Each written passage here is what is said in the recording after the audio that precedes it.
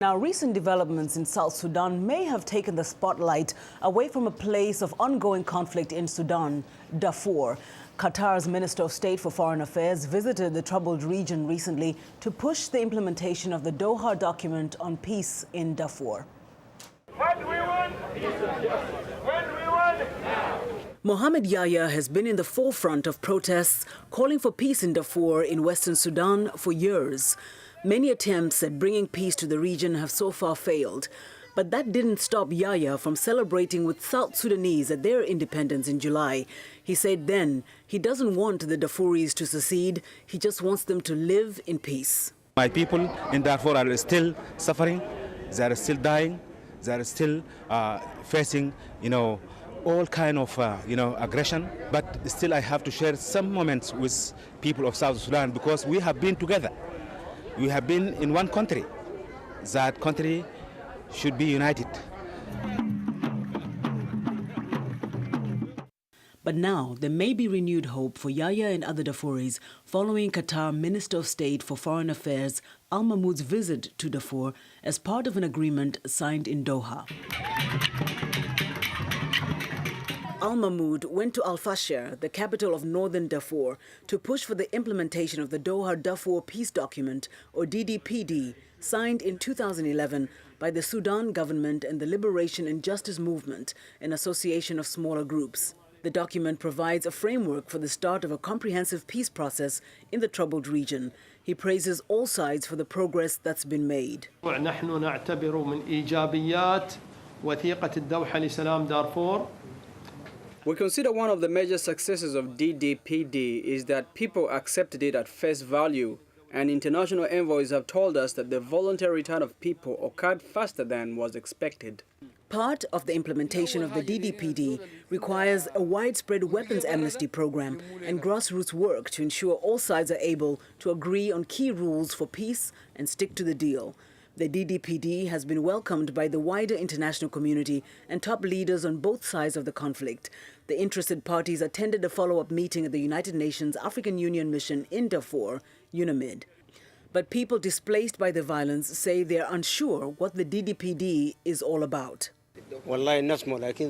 We've heard about the DDPD, but nobody came to actually brief us. We don't know its direction. For many displaced people, moving from camps back to their homes will happen only when they can be absolutely sure peace has returned.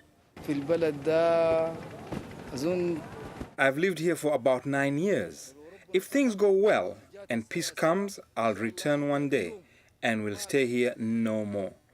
But the first thing we need is the disarmament of the people who carry weapons. Darfur is the scene of an almost decade-long insurgency of non-Arab tribes against the government, which they accuse of political and economic marginalization. The United Nations says 300,000 people may have died in Darfur, where Khartoum mobilized troops and militants to crush the uprising. Khartoum, meanwhile, insists that only 10,000 have died in Darfur. Well, joining us now to discuss the peace efforts in Darfur is Mohamed Yahya. He's the founder and executive director of the Damanga Coalition for Freedom and Democracy and a native of West Darfur State. Mr. Yahya, thank you for joining us today. Oh, thank you so much for having me. I was talking to you earlier and I was asking you whether you agree with this statement that the South Sudan developments have stolen a little light from Darfur, and you said actually it stole all the light. That's true. What have we missed during this time? What has been happening in Darfur? Unfortunately, what's happening in Darfur right now is chaos, and the situation is not stable, and still the government is carrying, over its attacks against the civilians and arresting all those kind of opposers and the chiefs of the IDPs and the camps, and the killing is going on. There is nothing changed. Now, the head of UNAMID, Ibrahim Gambari, says that Darfur, to quote him, is closer to peace now than ever before. You don't agree with that? We don't agree with that. I don't agree with that, and 90% of Darfuris will not agree with that. And you have seen the testament of the chiefs and the testament of the sheikhs of the camps in Darfur who have said that we don't know even what's the DDPD. And nobody came even to brief us and to tell us what that's about. Now, there seems to be a lot of hope that is being pinned on this DDPD. and what it can bring to Darfur in terms of peace. When you're saying that a lot of people don't seem to have a lot of faith in it, why? Yes, people, they don't have a lot of faith on that DDP and D because it was not endorsed, and recognize the demands of the people of Darfur, because the people of Darfur repeatedly they said, their demands are this and that. One is the peace. The peace will never come without justice. Mm-hmm. Yes, nobody don't like peace. We all like peace, but we want justice first. Now, before we go a little bit into that, the agreement has been signed between the government of Sudan and also the SLM.